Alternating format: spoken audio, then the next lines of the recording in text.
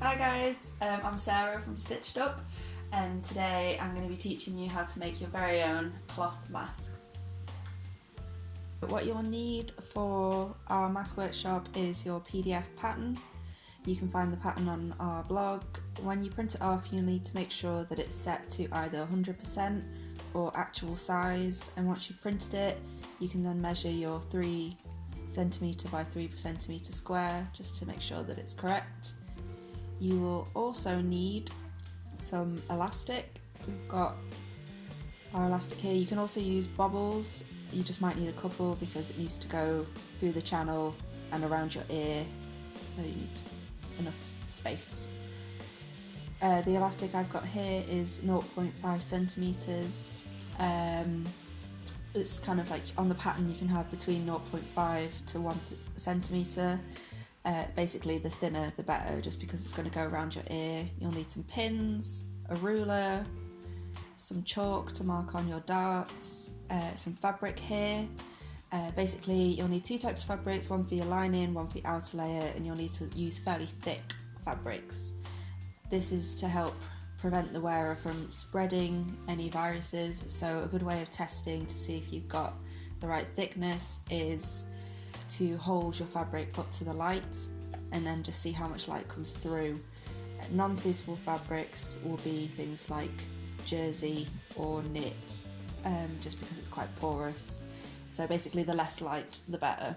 And we'll also need some scissors. Okay, so now we're going to be cutting out our pattern onto our fabrics. Things to do before you cut out on your fabric is we'll need to wash it, just so you can see that your fabrics can withstand quite a high wash. 60 is kind of what we recommend. And then we'll take our pattern and we'll start with our outer fabric. We're going to be folding it right sides together. The right side is basically the side you want to be shown, sort of the outer layer of your mask. So you'll fold it right sides together. You don't need to fold it fully in half because we're only using a small amount of fabric. So you want to try and line up everything nice and straight. And you're going to be placing the cut on fold line right up to the edge of your fold and then pinning it into place.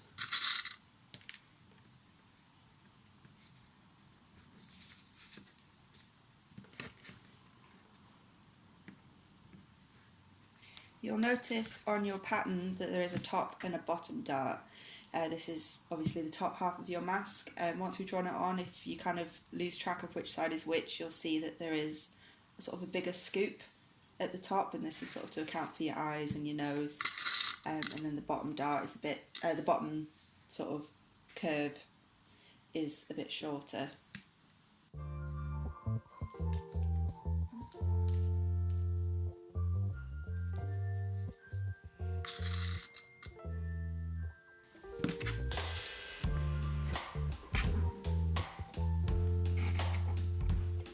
So the pattern includes your seam allowance, so I want you to cut right up to the paper edge, and there is a 1 centimeter seam allowance all the way around, except for on this fold line.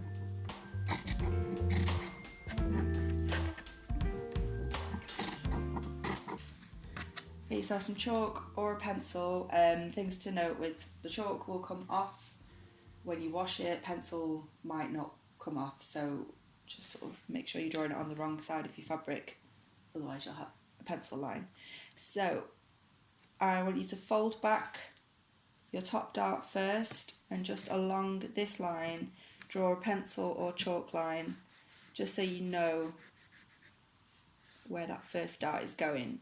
For myself, just like I said, that this scoop is a bit longer than the bottom scoop, I sometimes draw a bit of a T or just a mark in general onto that part of the dart, just so I know that it's the top in case I get a bit lost. And then I'm going to do the same at the bottom. So fold back the bottom dart, and along this paper line just draw a chalk line that you can see to follow. and then repeat again for the lining. Okay, so what we're going to do now is stitch across both our top and bottom dart. You just need to pin it into place and follow the chalk lines that we drew. What I also want us to do at the point of both darts is a reverse stitch, just because this is where it goes over your nose and your chin, so you just need to reinforce it a little bit more just to make it secure, especially when we wash it.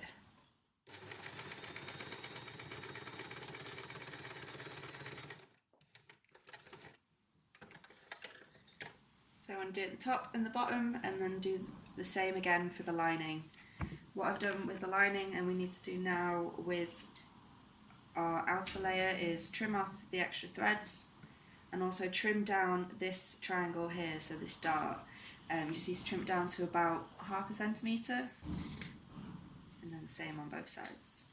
Now we're going to press our lining piece and our outer layer at the darts. It seems like a bit of an obvious one, but I'm just going to show you how I press it. So we'll start with the outer layer, leaving it right sides together. Going to open it out and press the darts from the inside. And then the same again for the other dart, open it out from the inside, and then press that. And then repeat again for your lining. So after we've done that, what I want us to do is press and fold 1/2 centimetre of your lining towards the wrong side. At this point, if you wanted to leave an opening to add in a filter, you can press in one side of your lining 1/2 centimetre, and then on another side, if you fold it down a centimetre, and then another one, and then press. You'll only do this on the lining piece, and then what you'll repeat for the outer layer is the 1/2 centimetre fold. I'm going to do 1/2 centimetre on both my lining pieces, so there's no filter option here, and then repeat for your outer layer.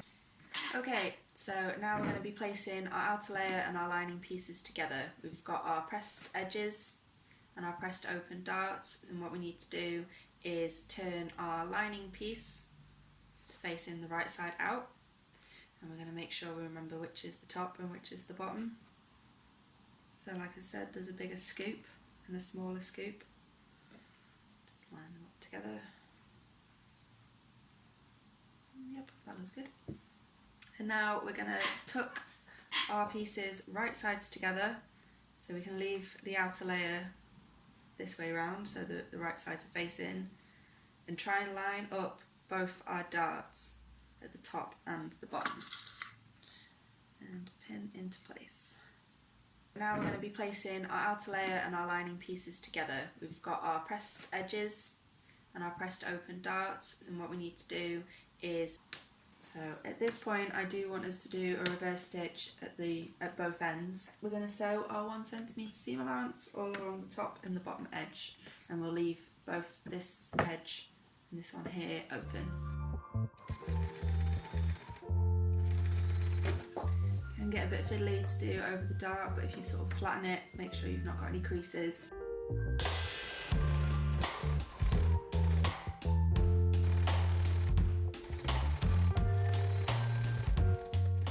Okay, so we've sewn our 1 centimetre seam allowance at the top and the bottom.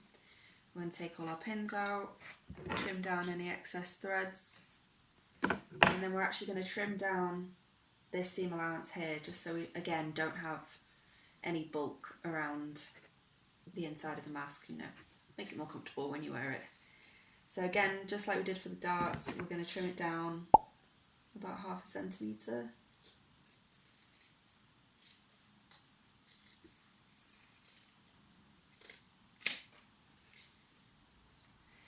Now we're going to turn it out.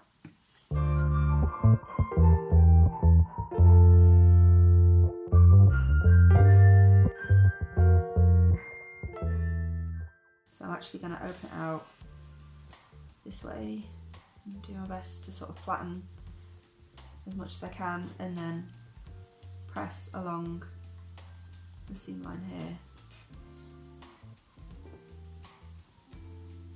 This will obviously create a crease along here, but we can press that out at the end. and then flip it over just to check you've got the other side. And then the same again for this side. And then after that, we can then tuck it back to how it's meant to look.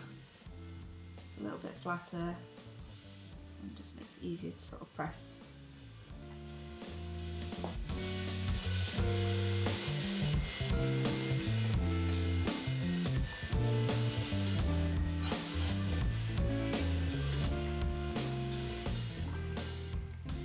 There you go, all pressed and ready to do the channels.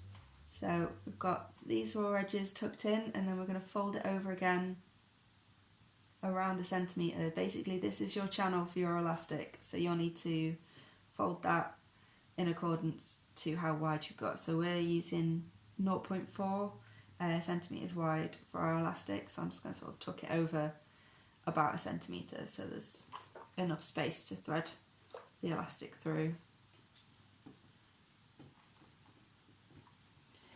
And then same again for this side.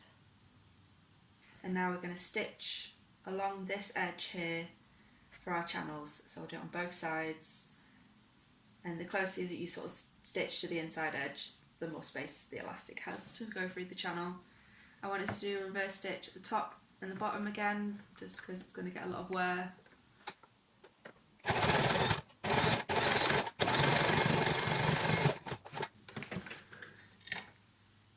So we've got our channel here, and then we'll do the same again on the other side.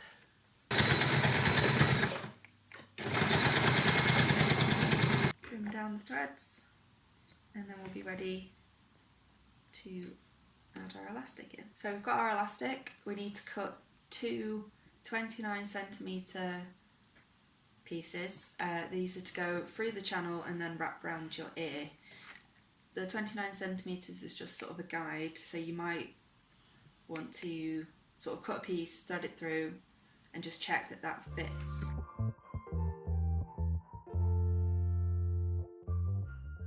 So we've got our two pieces of elastic, and we now need to thread it through our channel. I'm going to use sort of a blunt knitting sewing needle. It's got a big eye, it's easy to thread the elastic through, but you can do this with a safety pin or a pencil, just whichever way is easiest for you, what you've got in the house. So thread that through and then just simply tie a knot in it.